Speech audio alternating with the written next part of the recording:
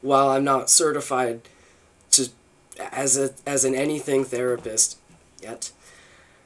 Oh man, I have had several um, emotionally abusive relationships. In fact, I mean, I've also been in relationships where I was emotionally abusive before I realized what I was doing. So, I have made a video about tips for recognizing like abuse and for leaving an abusive relationship. So this is more for after that. Uh, and also sort of like what you might want to expect. So, in no particular order. The first piece of advice I've got is to contact and connect with other survivors, because it is so isolating. I mean, emotionally abusive relationships in the first place are incredibly isolating, and it can be. It's like one thing that makes it the whole thing worse is feeling like you're the only person who has ever dealt with this, or like, oh, hey baby girl. You want to come up?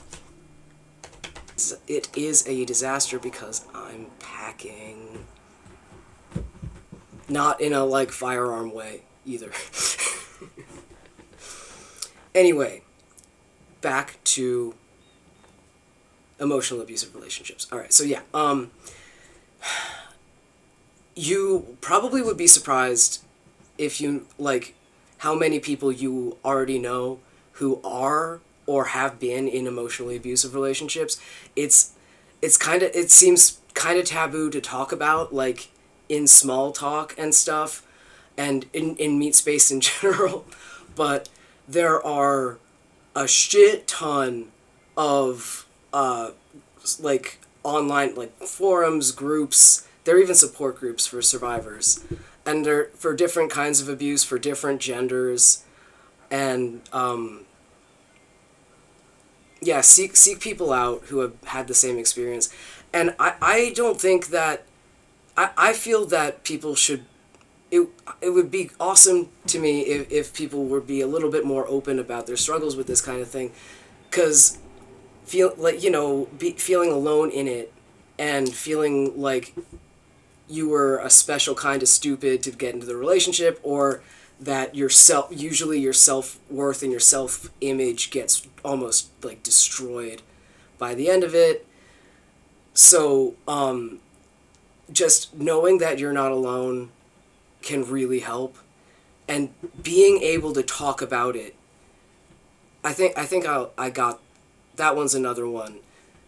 I'll circle back to that one. So yeah, like forums and support groups and shit, and just, all right, yeah, real side note, talk about it. If you don't have a therapist, whatever. My suggestion is that you sort of almost designate like 3 to 5 people who have expressed, like, you can talk to me about this, or who, especially if they've been through it, a similar thing. And because don't only talk to one person unless it's your therapist, just because you're going to need to talk about it a lot. You're probably going to need to say a lot of the same things over and over again just to get it out, and it can be really overwhelming for just one person. Anyway, go no contact. Like, I don't even think that you should tell the other party, like, where you're staying, or like, it would be so tempting to, like, yeah, you like to, especially with social media, just to, like, to contact them, just to tell them off, or that stuff. I think you should absolutely block them on all social media. Delete and block their phone number.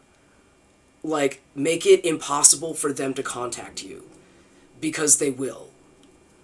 Like, they're probably not going to accept that you are leaving or that you have ended things, because it's not like they ever respected your boundaries before. So I don't think they're going to start now by being like, oh, clearly this person, I should respect that this person doesn't want to be with me anymore, and they are their own person, and they do not belong to me. So, good luck. That's not unlike. Here's one thing though: if people volunteer information, like telling you like how they're doing or like specifically what they said, because like they're gonna try to manipulate other people into contacting you on their behalf, and they're going to use any like ammo they can to like be, you know, well, we need to discuss this stupid thing.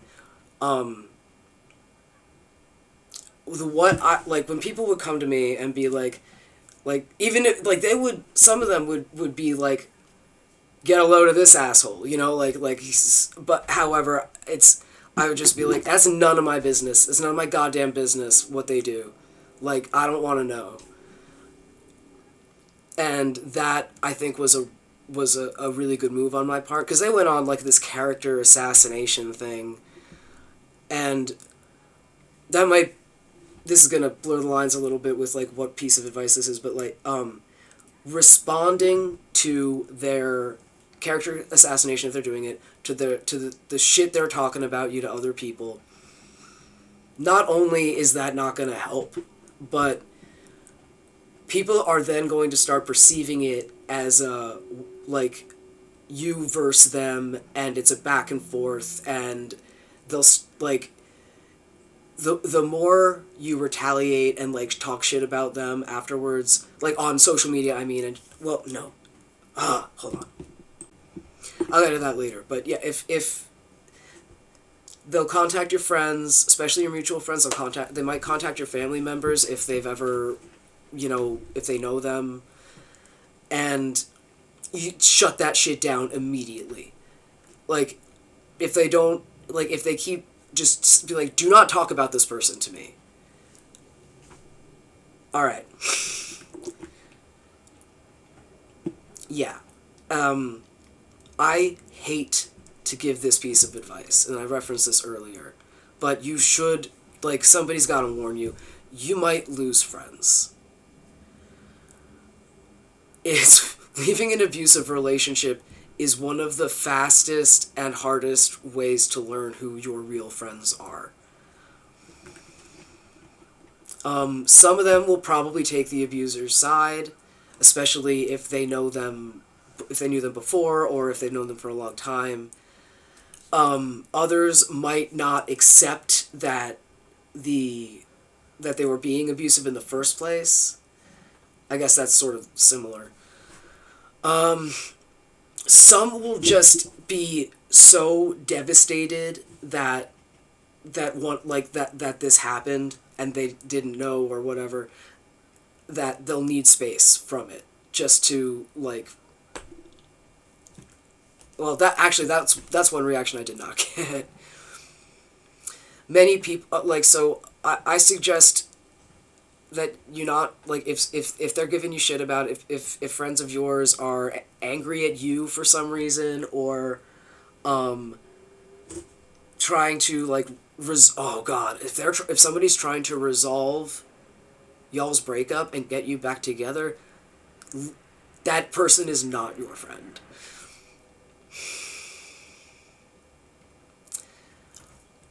Even people who side with the abuser or believe them over you will, like, it is likely that once the abuser reveals themselves, and they usually do, some friends will definitely come back and hopefully apologize and stuff. I don't know about, like, I'm not going to suggest that, like, don't be friends with people who will stay friends with your abuser. I don't know. I can't speak to that.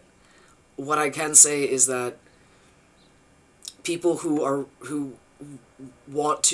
still want to be your friend, and they also want to be the abuser's friend, I don't think they're your friend. 'Cause, like, anyway. Oh, man. I have a lot. Okay, throw yourself into your passions and your hobbies, especially those that you had before you met this person. For instance, my ex was like an EDM DJ, and I hate EDM. So I got to listen to all of my music again, And that was awesome. Speaking of which, get you a good breakup playlist. Not love songs, not pining songs, angry songs, especially songs that you can yell and sing along to that resonate with you. Don't expect too much from yourself right away. Like, just like a long illness, stress takes a huge toll on your body. And chronic stress will make you physically sick. You're gonna need to rest and recover a little bit before. Don't just expect yourself to go back to the life that you had before immediately without like processing anything. I tried that, it didn't work. And finally, the thing that I really want to talk about is gaslighting. First, just so that we're all on the same page, gaslighting is not like disagreeing with somebody or insisting that they're right. Gaslighting is causing you to doubt that your perception is reflective of reality consistently, and insisting that their perception is not just perception, but is the reflection of what reality really is. One thing that like I see a lot of is people will say that you said something that you did not say, that in the moment like it seems likely enough that you might have said it and it doesn't seem important, but like then they'll use that against you. Or God, what consistently would happen with me, because I am mentally ill and I own that, would be that I was being delusional or crazy, and what I was experiencing wasn't even real, or like wasn't, it wasn't based on what was going on around me, it was based on me being a freak. This serves two purposes for them. First, it causes you to stop trusting yourself, full stop. Like, you stop believing that what you're thinking and feeling and experiencing even matters, because because you're convinced that it's warped or that it's wrong. And more insidious, this makes you dependent on them to tell you what's real. The damage that this does can last way longer than the relationship itself, because afterwards you still don't trust yourself. And one thing that I see a lot is people coming out of an abusive relationship, not trusting themselves, and immediately seeking out somebody else to tell them what's real, because it takes a lot of unlearning and it's really hard work to learn to trust yourself again. However, and like, best case scenario, you still don't trust yourself. Worst case scenario, a lot of people who are already abusive will take advantage of somebody who's in this vulnerable state, who's so easily influenced, and take full advantage of that. And then that can turn into another abusive cycle. Obviously we don't want that. Alright, another suggestion that I have is, I don't know about keeping a journal, that doesn't really work for everybody, but what I do suggest is just like, at the end of the day, just writing down things that you liked about that day, or things that you did that day that make you feel remotely good about yourself.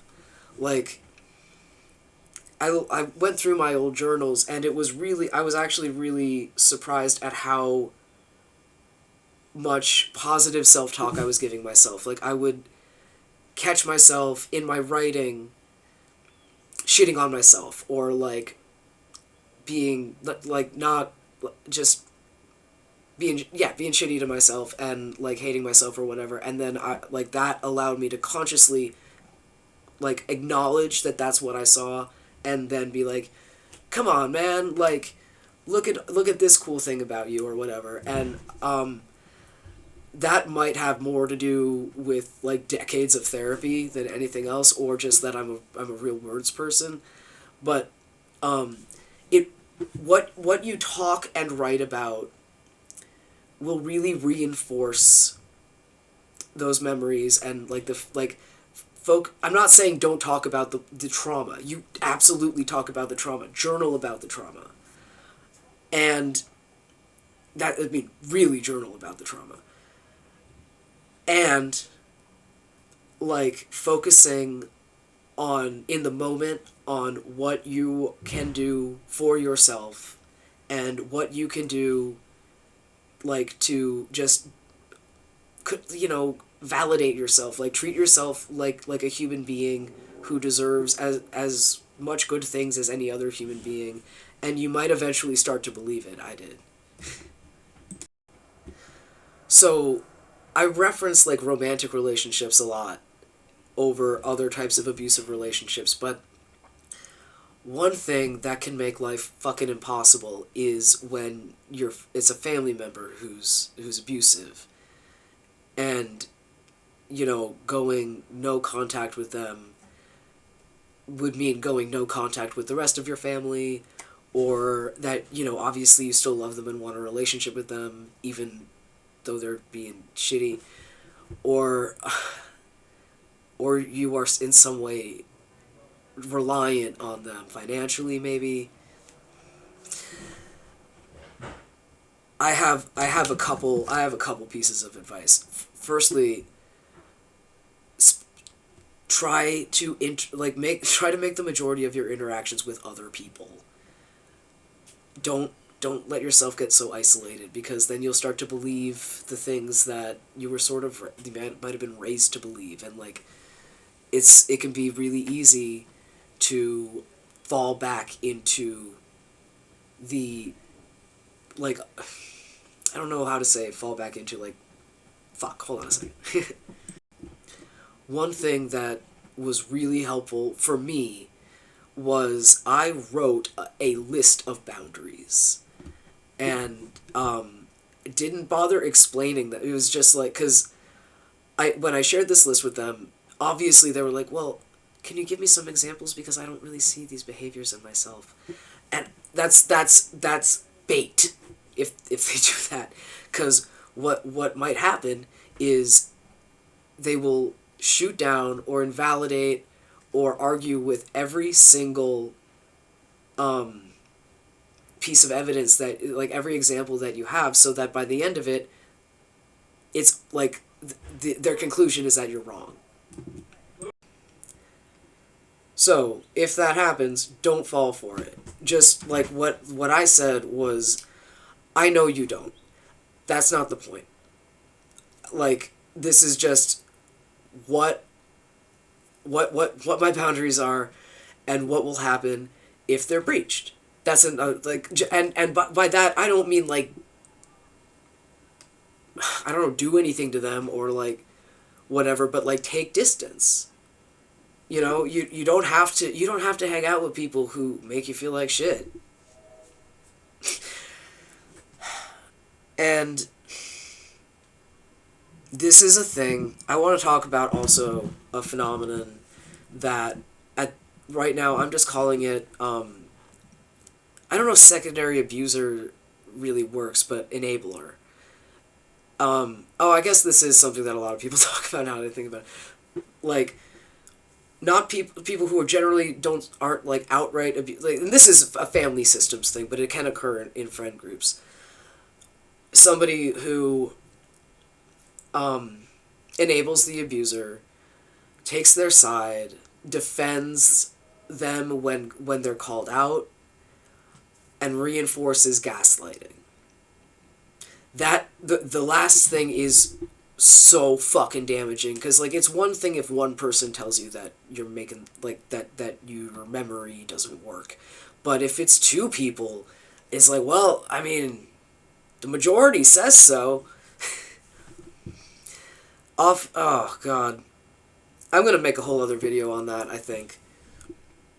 So this video is over 20 minutes long, and I don't even think I'm gonna be editing it, so I'll let y'all go. I hope that this helps a couple people. If you know somebody who's like gone through going through this kind of thing, maybe you know, tell them about some of the. I don't. All right. I don't want to be one of those people who patronizes you for likes, but like it makes me feel really good about myself when people like my videos. So if you did like it maybe. Awesome. Okay, I love you, internet people. Bye.